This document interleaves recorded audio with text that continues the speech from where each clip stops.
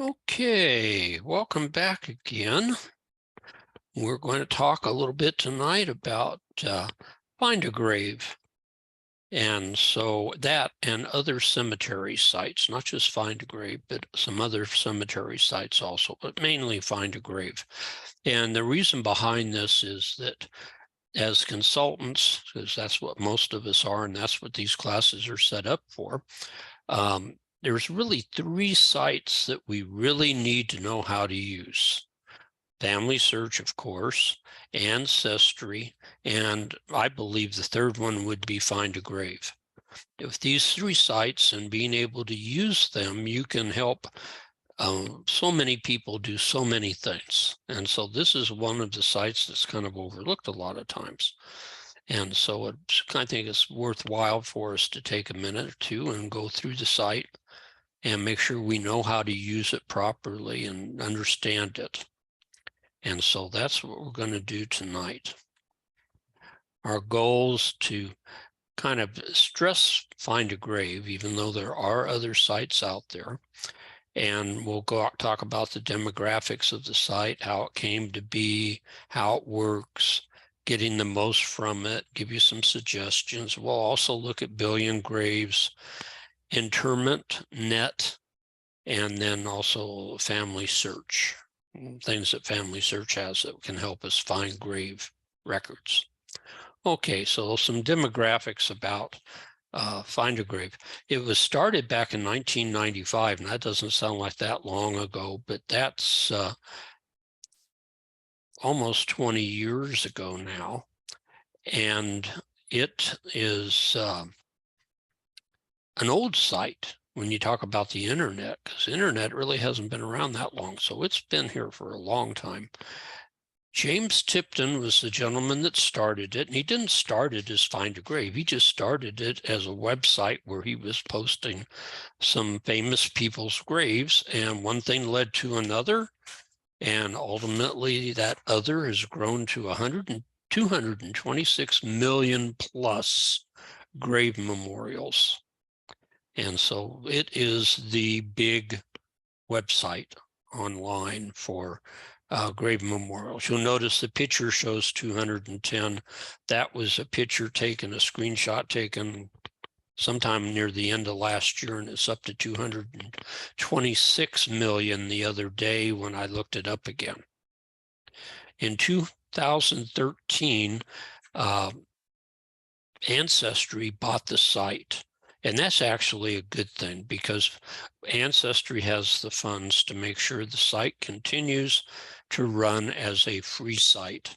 And they've done some good things for it. They've updated the site for them. They've helped improve the site, and they've even helped release an app that goes with it, things that James Tipton wouldn't have been able to do on his own.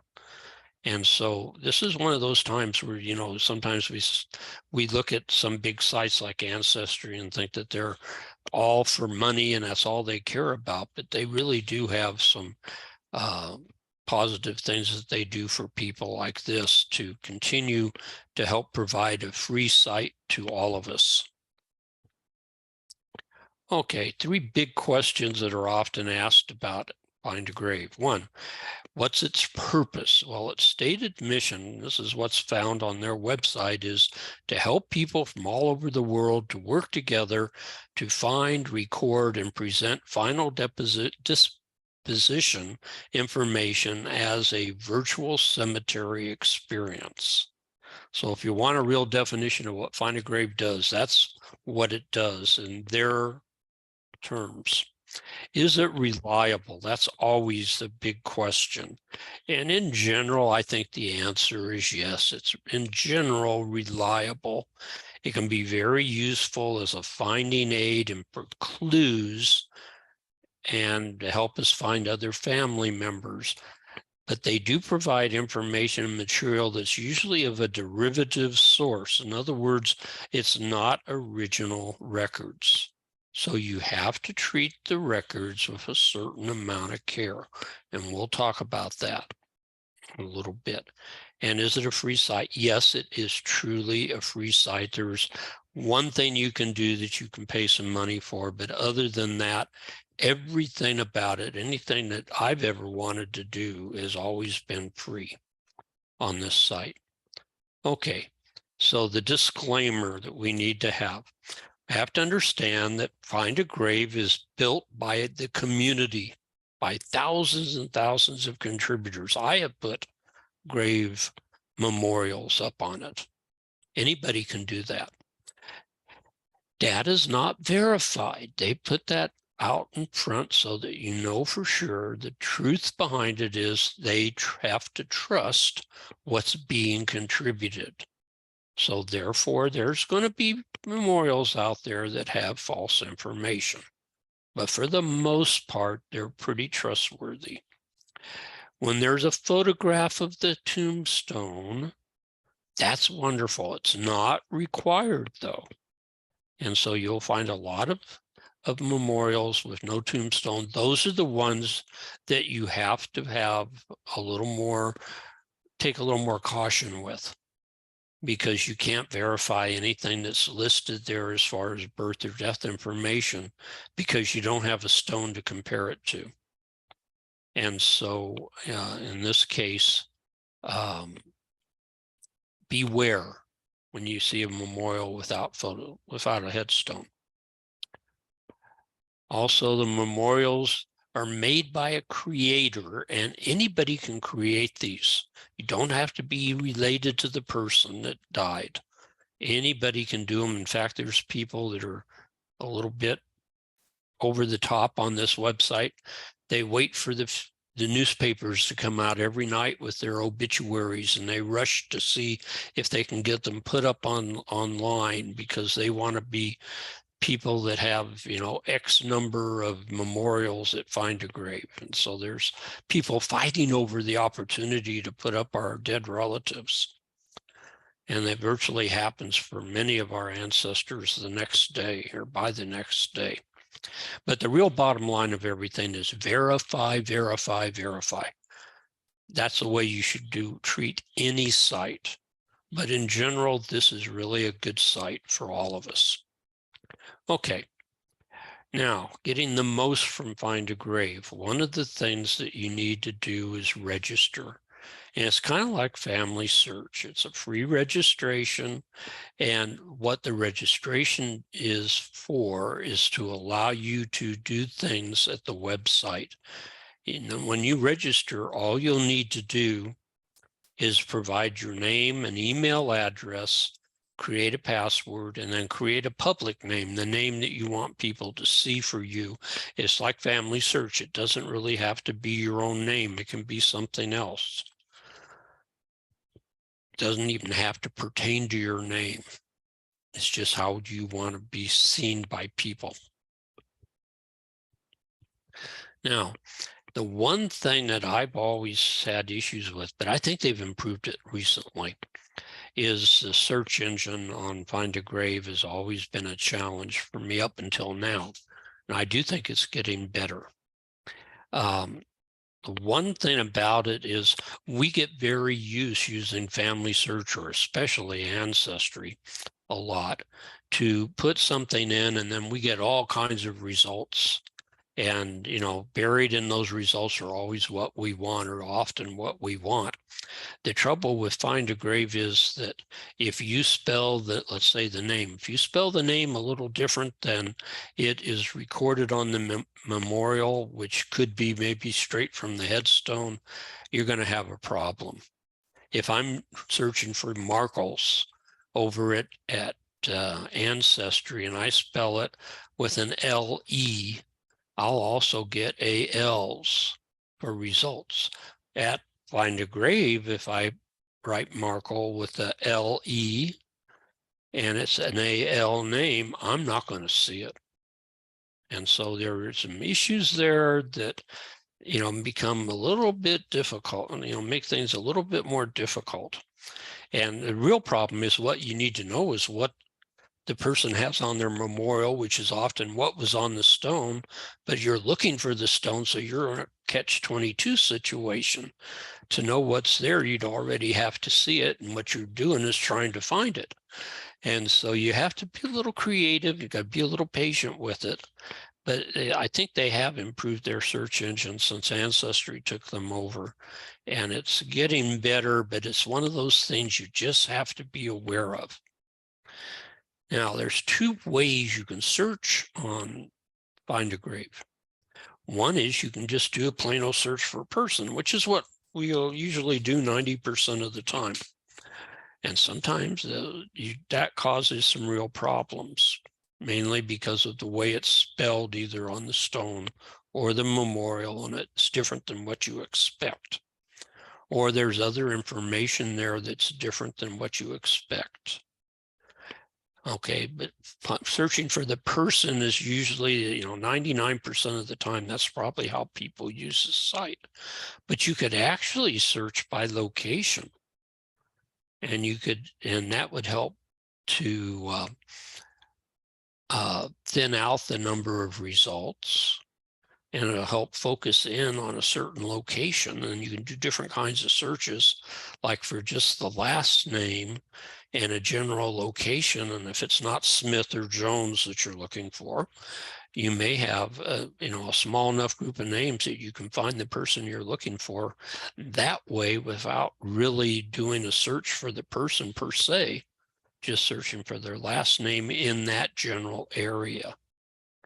And so we'll talk a little bit about doing like a cemetery search, which I think is probably the best single trick that you can use in this website to get new information. Okay, they provide us with search tips. If you go on their website, you can go to their help center and they'll give you some search tips. They actually have wildcards. Now that would help. Wildcards, in their case, they have a question. You can put a question mark in a word, and that will stand for one letter that you don't know, like Sorensen. Is it E-N or O-N? Well, because this site is very literal, you would be smart to spell Sorensen, S-O-R-E-N-S question mark N, and it'll give you back any words that have those letters and then some other letter where the question mark is. And then the other wild card is the exclamation point, and that represents 0 to many letters. And so it could be something like Wilson, and you might not realize it, but Wilson can have double L's in it, W-I-L-L-S-O-N. I have some relatives with that.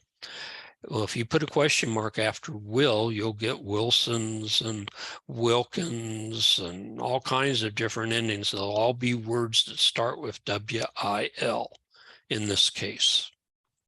So that's one thing you can do. They also suggest searching for exact birth or death years or using a range. And that's something that's new for them, at least in the last couple of years. When they didn't have this, it really hurt their site. Now you can put a death year in, and then you can set it for plus or minus 1 year, 2 years, 5 years, 10 years. And that will give you a whole range of a search. And that one thing, that range on the dates, really helps. Because again, you may think you know what the death year is, but if it wasn't stated, maybe there's no stone, the person that put it up might have had a different idea, and their date might be different than yours by several years. And so this will help you get that. There's more ways you can also search. You could search by ID for the memorial. Sometimes people will tell you, well, it's at Find a Grave and its ID number and some great big number. Well, you could actually search for that number and get that memorial. You could also search for the person and add a spouse, a parent, a child, or a sibling's name. The only catch is these people have to be linked to that memorial, or it's not going to do you any good. But that is a way you could do searching. And you could do a search, like if you know the husband and the wife are there, you could put their names in and then see if any other memorials show up that are linked to those two people. You can do a partial name search. My favorite one is just the last name. And then you can also narrow the search to non-cemetery burials. These are for people where they don't know what cemetery they're in. They create what's called a virtual cemetery for them. Or it could be memorials either with or without photos, and there's some other things that you can use. So there's several, options, and they give you some ideas of ways to do searches on Find a Grave. Okay, person searching. So this is a memorial for my dad. This is at Find a Grave. And the best way to search for a memorial like this is to include either as many or as few of the facts that show on the memorial as you want to do. For a person that has a very common name, you most definitely want to go with as few facts as you can to get that person pinned down, because you could end up with too many people for your results. And your result will show up at the top of the list if what you put in matches what's at the memorial. But again, like I say, you usually don't know what's in it. So you got to be a little bit careful. Like if I put in there that my dad died or my dad's buried in California when he's actually buried in Arizona, even though he died in California, that would lead to a bad search result. I'd eventually find him, but he would be way down the list of names. The good way to do this is just the first and last name, not the middle name, because that's a problem thing. Usually, for many memorials, if you know the person's middle name, that doesn't mean it's going to show up as a middle name for the person. Or you may know the middle name and they may have an initial, or the other way around. But a first name, last name, at least a state or country, if it's a foreign country, and Find a Grave is worldwide. And just the death year with a range would work pretty good. Beware, many memorials don't have a birth date, because the stone will read something like died on such and such a day and such a year, age 73. And so therefore the person making the memorial does not put a birth year in. And so if you're searching for the person with their birth year, you may never find them. So it's better to search on death years, and death dates are usually more known than the birth date, so sometimes it's not. Okay, what will work is just use the last name with the birth or death year with a range and a state. And I can put my dad in and say Givens, 1984, buried Arizona, and he'll come up in the top 5. I don't have to have any other real details. What's not good is to provide a lot of stuff and some of that isn't in there correctly. And that's going to really make your results get skewed away from what you really want. If you make several misjudgments of things and have different information than what's really there, you'll have a lot of problems. So that's why I say it's problematic to put a lot of stuff in your search. And if you need help, you can try adding the parents, the spouse, the children, the siblings. Like you can see here, his has family members. They don't have to be there though. So beware of that. And you can search for maiden names. You can try various spellings. You can try, sound alike names, and try things like that if you're having trouble. So just trying to give you some ideas of different types of searches that work, because I know things can get frustrating at times. And have you ever felt like this? I just love this picture, as I've been that way before. Fortunately, I've never cracked a tooth yet on a pencil. I've cracked them on other things, but not pencils. So why would your searches fail? There's really two main reasons. One we've been talking about is you're putting in wrong terms, and those wrong terms are leading you to unsuccessful searches. Then there's another reason, and that is that person might not be there. we've got to remember that, 226 million people is a lot of people, but that sure is not everybody. I've tried to guesstimate, what percentage of what number of people have died here in America since, let's say, 1800. And I've never been able to find a number, but I'm thinking that 226 million may be a quarter of the people that have died here in just America. And so you have a 1 chance in 4, 1 chance in 5, maybe 1 chance in 10 of finding your person. So remember that they're not all there. Okay, searching for it by cemetery. This I really do like. There's a real power in this.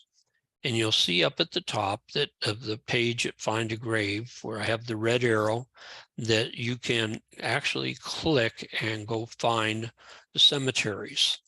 Now that can be a little bit problematic because cemeteries do change their names.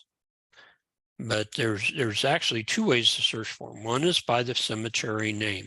Just beware. I know I've worked in Pennsylvania a lot, and some of those cemeteries have belonged to churches. And as the churches change, the name of the cemetery changes. And so over time, we could be one name this decade and another name the next decade, and yet it's still the same cemetery. Now, what you can do, though, is you can also pair the name of the cemetery with a place. And that place doesn't have to be real narrow. Place could be a state. And so you might, if you know the name of the cemetery, the person was born or buried in Greenwood Cemetery. That's a common name. And you don't know for sure where Greenwood is. Well, if you know maybe the county they lived in or the state they lived in, you could put Greenwood in there for the cemetery name and then put the state or the county. And you may have several to choose from, but you'll start on your way of trying to figure out which one it might be. Or you can just search by location. Right now you're seeing a map of Fresno area, since Find a Grave knows where I'm living, as I had my location services turned on. It's showing a lot of cemeteries in the Fresno area here. Where you see the question mark on the map, that's a single cemetery. And if I click on it, it's going to give me the name of the cemetery.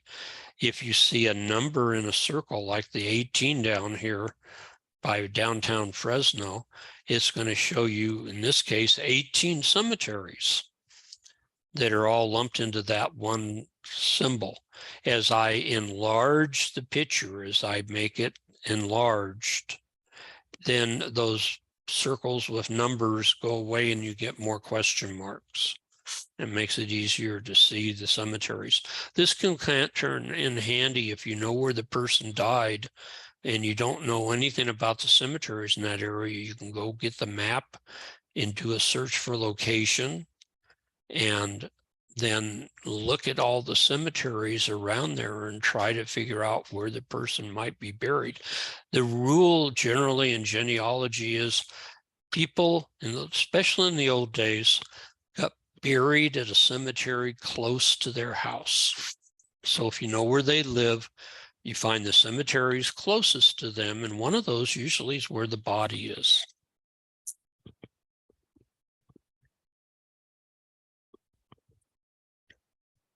Okay, so I did a cemetery search for a name. My 3rd great-grandfather, John Carter. Now there's a name you really don't want to do searches for, with just the name if you can help it, is buried in a Fletcher Cemetery in Illinois.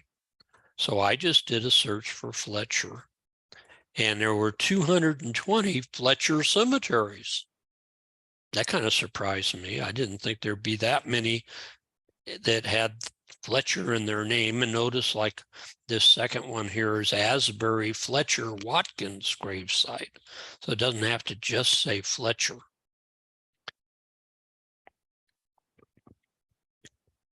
So like I said, there were 220 of them.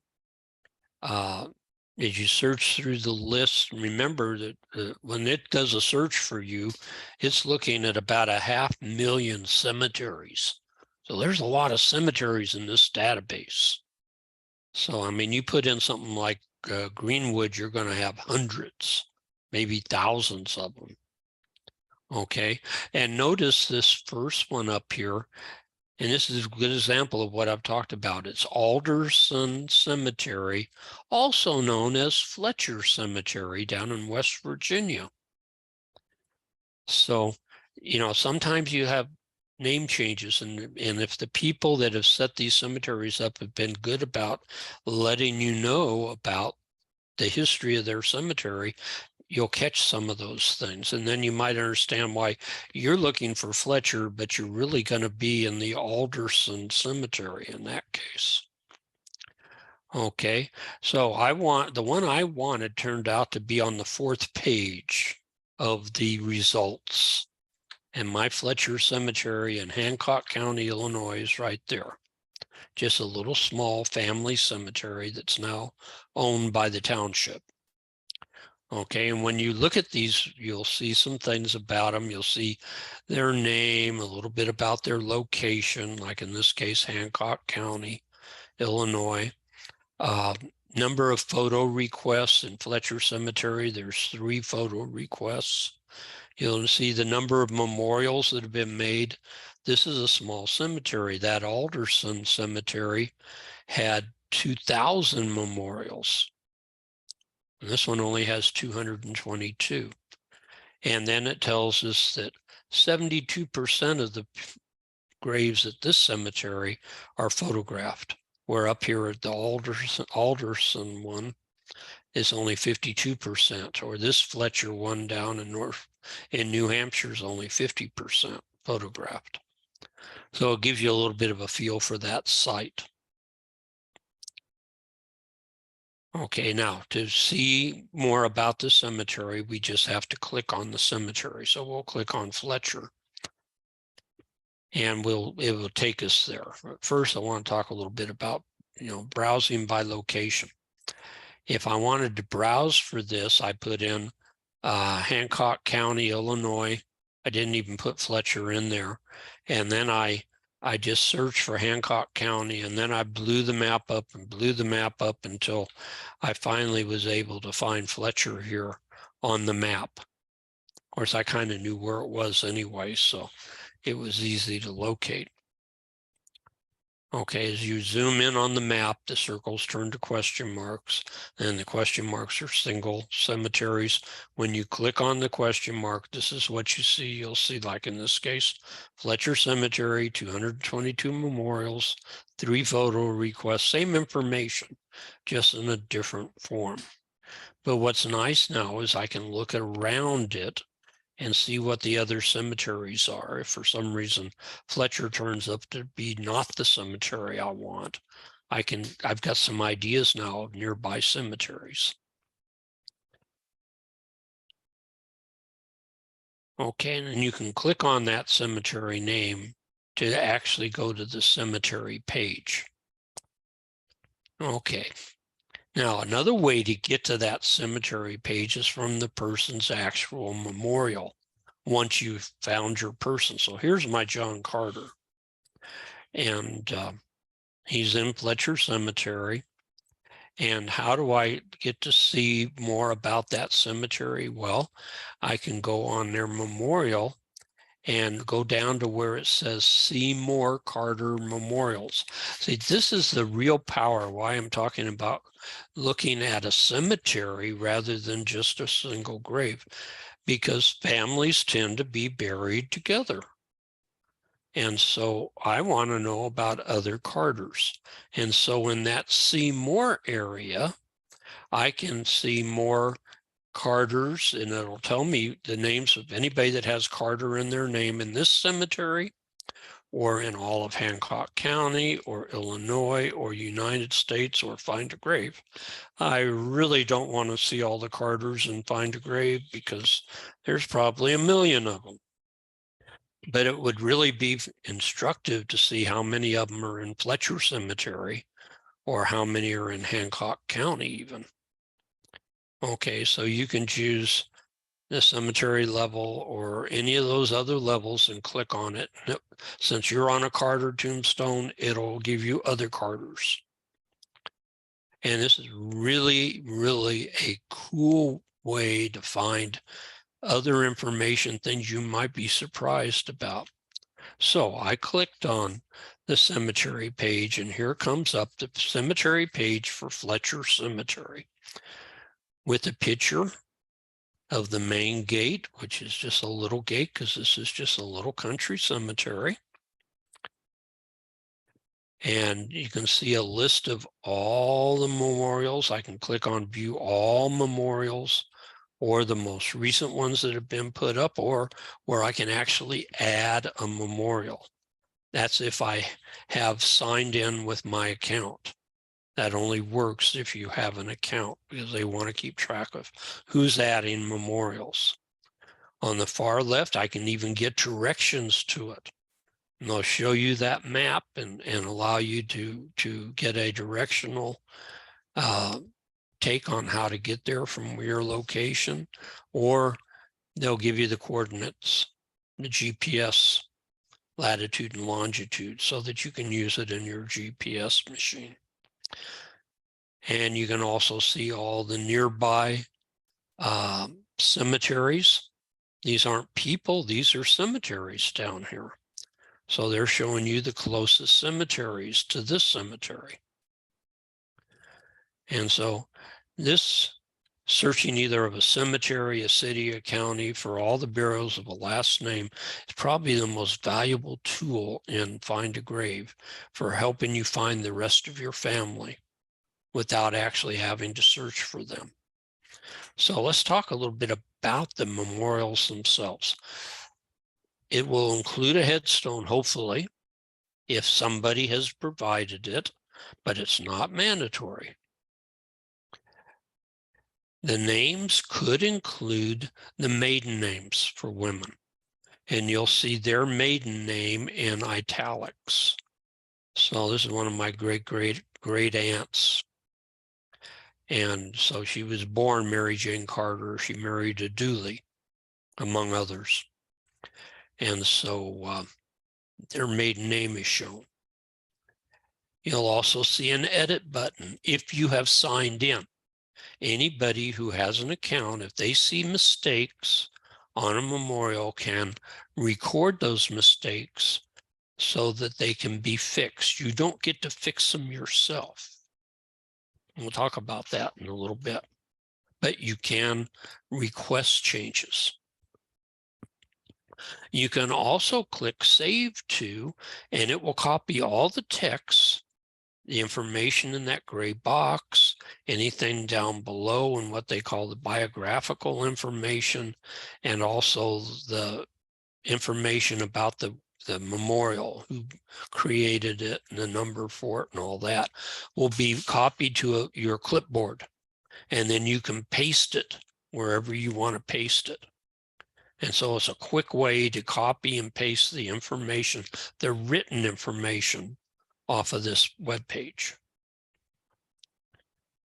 Some memorials will have biographical data.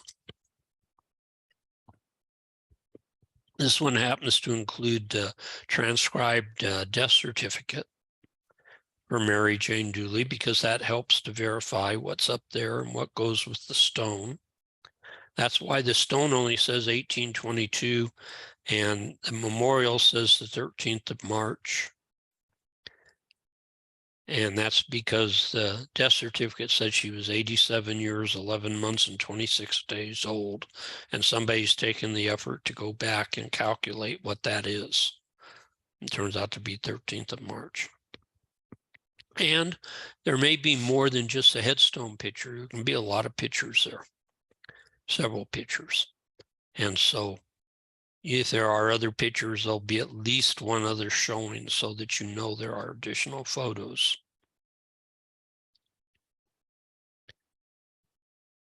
Okay, modern headstones. Beware. Now, you don't have to beware of this one. This is a modern headstone. Our family organization put this up on John's grave just less than 5 years ago. because he had no headstone. And the family felt like we needed to have one, so we raised the money and put it up. But that is something that often needs to be watched over carefully. Of course, we know ours is perfect. We didn't make any mistakes, but other people might not be as careful. So you do have to be aware. You know, in general, understand too, headstones do have mistakes on them.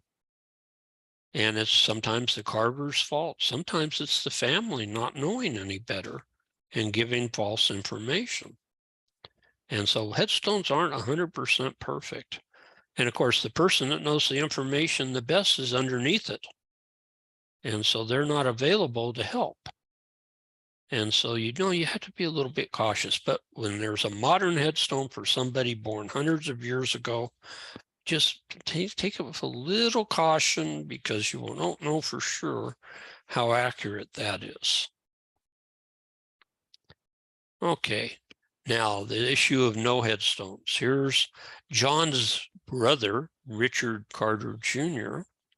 It says Richard's buried in Fletcher Cemetery, but there's no headstone. And I've been there. There's no stone for Richard Carter Jr. there. Of course, the fact maybe that he died in Maine might make the difference, but see, this headstone's been created, or this memorial's been created with inaccuracies. And you notice somebody wants a photo of that headstone. I don't blame them. Yeah, they're probably wondering about it too. I know for a fact that Richard is not buried in Illinois.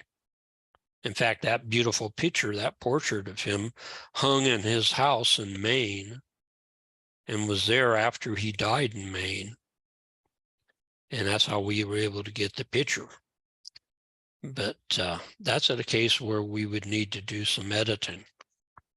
And we'll get to that in just a minute. First, I want to talk about the rest of the memorial. People's memorials can include family members. These have to be linked by users. Okay, and if they do it, it's a great blessing. I've actually been able to do genealogy research off of Find a Grave. Of course, I have to verify everything, but I've been able to follow families back several generations through Find a Grave. And so it's really neat. And you often get some of the kids. You won't always get all the kids, because not all the kids have burial information.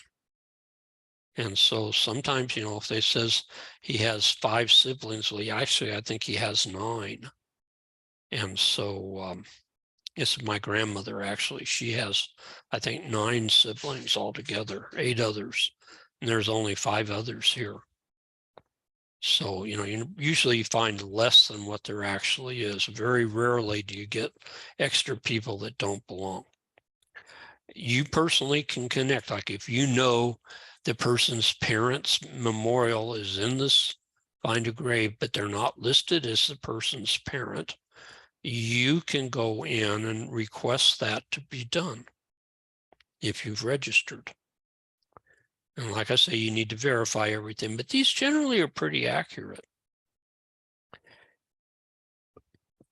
And of course, there's a way you can make Find a Grave more complete. That's by adding these extra missing family members into Find a Grave and then linking them in if you know their burial information. Then there's a thing for flowers. You'll see leave a flower down the corner. And unfortunately, I picked one that doesn't have a flower. You can put little virtual flowers on these memorials and it'll say it's from you. Or you can leave it for anonymous, but it's kind of like a way to advertise that you've been there, besides saying, you know, thank you to your ancestor for being your ancestor. Okay, and then who created this memorial? At the very bottom of the memorial, after you scrolled through everything else, is probably one of the most important parts. This is where you find out who actually created it. And like I said, anybody can create a memorial. They don't have to be a relation, a relative. In this case, Chris, whoever Chris is, created this memorial. Now, people that are actually related can go to the creator and say, you know, this is my grandfather's grave or my mother's grave. I'd like to be over this, become the maintainer. And either the creator, or if there's been a maintainer assigned, like in this case, my cousin Alan York, who's my third cousin, was made the person who was over this memorial. They're the people that make the changes when you request them. You put a request in to change this memorial, the message will go to Alan, and then Alan will make the change, hopefully. You can also, this is one of the few times where there's a pay to this site. If you want to sponsor it, like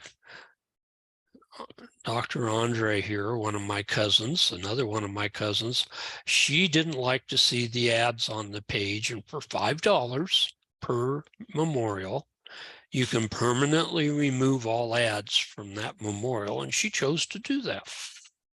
Doesn't bother me, but it bothered her. That also allows that person to add up to 10 additional photos to that memorial, because there is a limit. I think it's 4 or 5, I can't remember, that you can put on. But if you pay this extra $5, you're allowed to have up to 10 photos on that memorial that you've added. And then at the very bottom, it'll create the actual source citation for this particular web page. If you're doing a genealogy and you need an actual source with a source citation, it'll create it for you. Okay, now correcting these memorials. So we're back to Richard. And like I say, he wasn't buried at Fletcher. So what I do is after signing in, I'll click Suggest Edits. And then I'll go in here and I'll change whatever needs to be changed. And so the only thing that was wrong is the fact that he died in Scarborough, Cumberland County, Maine, Scarborough. And so I filled that in. And the reason I know that to be right is I've got a transcription from the 1860 mortality lists for the 1860 census for the people that died within the last year. And it very definitely in Scarborough, Maine census said that Richard died on February of 1860 of heart disease in Scarborough. And so that's what I sent on to the person so that they could update this memorial and take Fletcher Cemetery out of there. Unfortunately, I'm not 100% sure where he is buried, because I haven't found that. There's actually a place on the family property where his father is buried, but I don't know if he was buried there. But he's most definitely not taken out to Illinois to be buried. Okay, billion graves. That's the number 2 guy in this whole thing. Billion graves doesn't have a billion graves. That's just the name they wanted to go by. And they say they're always free, but they're not always free. But they do have some positive things. So they're trying to show you the free features of billion graves. And there are approximately, I believe, 26 million graves at billion graves. Now, to have a full account, you have to pay, and they have what they call an updated version of their account. You can have a free account or you can have the upgraded version for approximately $60 a year, $5 a month, approximately, with a cent off. And this shows you the things that you get to do in addition to the basic things that are over here. And some of these things that you have to pay for there are things that Find a Grave doesn't provide. They have some features like called a global family, and they have what they call nearby graves tool, which I think actually Find a Grave does for you. pretty much with the searches that they provide. And you can have a tree at Billion Graves, which Ancestry or Find a Grave doesn't do. So there are some things there that, you know, have some value to them if you're using them. I've helped add several thousand names to this when one of my grandsons did a Eagle project in a cemetery up north of us, and it was a fun experience. Okay, so like I say, it's got about 1/10 of the memorials that Find a Grave has. It does have a couple of features that I like. One is you have to have a headstone. No headstone, no memorial. And secondly, they really push for the GPS for the location so that you can find the grave. The only trouble with that is if you're using a phone, let's say, to take the pictures, you got to make sure that GPS is really working good, because when we did our project up north, it was next to the cemeteries next to a high school, and we ended up with, out of the 5,000 or so graves that we did, 2 or 3 of them were the people show being buried over in the high school, when their graves are most definitely over in the cemetery. So you get some strange things occasionally, but it's a big help. Okay, so this is what it looks like when you're at Billion Graves. You have 2 places you can search. One up there in blue where it says search Billion Graves, but then they have this other one that you can use too. And just like other sites that we've seen where they have multiple grave search things, both of them work. So there's no problem. You can pick whichever one you want. Okay, if you find your search not working, you can change the terms, because right there on the left-hand side, it's going to show you the search terms you've used, and you can edit them and then research. Now, I did a search for my dad, and I had a devil of a time getting it to come up. I finally got it to come up just by adding the location in. When I put Arizona in, then he popped up because they only had a few graves from Arizona. The problem with his was I was using Joseph James Givens, his full name. Actually, the headstone, I had forgotten this, just said J. James Givens, because my dad always went by Jim. He didn't go by Joe, that was his dad. And so he always went by Jim. And so on his gravestone, my mother had it put J. James Givens. And so that caused me some issues. That's why I say you never know for sure what's on the memorial. In this case, this memorial literally took the name from the stone, whereas Find a Grave was entered by the family and knew my dad's full name was Joseph James Givens. And so the whole thing was put in. Okay, this is a memorial showing you a memorial for a person. You can, and one thing about it, you'll notice there's ads all over the place. There's ads here, there's ads down here, there's ads down here. And so when that's just something you have to put up with at Find a Grave or Billion Graves. There's a multitude of ads. Now, what is the coolest feature, of course, is the GPS. So when you click on the little map of the cemetery, which isn't very easy to tell there, and it blows it up, you'll see the cemetery, South Lawn Cemetery. And this is where in the cemetery, the stone is actually located. And that is pretty darn accurate, because that really is about where it's at. And when you have a big cemetery like that, it's nice to know where. Even though you might be his son, if you don't go there once every 10 or 20 years, it really is nice to remember exactly where to go looking. And so that's a great feature for Billion Graves. Okay, another site that's worth mentioning, I'm almost finished here, is Interment.net. And that's an old site, it's free. It essentially has transcriptions. That's about 25 million burials listed. Transcriptions, when people go and they read the stones and they write them down on a piece of paper and they have a database of the names. So these are just lists of names. There's no pictures and things like that, just strictly transcriptions. And so you search it just like you would the others by name, location. And when you find somebody and you click on them to find out more, you'll get a cemetery, and each cemetery has a cemetery report where it'll give you the latitude and longitude. Usually, it's going to tell you when this listing of graves was made.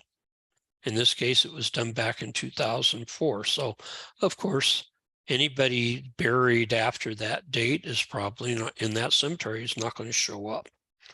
It'll give you some directions for getting there, and it gives you a little bit of history on this one. It dates back to the early 1800s and owned and maintained by Mount Carmel Evangelical Lutheran Church. So it's called Mount Carmel Cemetery. And the guy said, I walked and read all existing legible tombstones. Notice that word legible.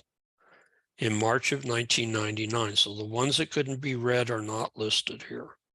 So there are others that can't be read. Some of these interment net transcriptions are old. They go back to the 1930s, and I guarantee you there'll be stones on there that no longer can be transcribed or read. And if you take a picture of them, they're just going to look like a blank stone. But you'll see most of these are lists of names, usually alphabetical, sometimes listed in sequence by rows, which is really neat, because then you see exactly who's buried next to who.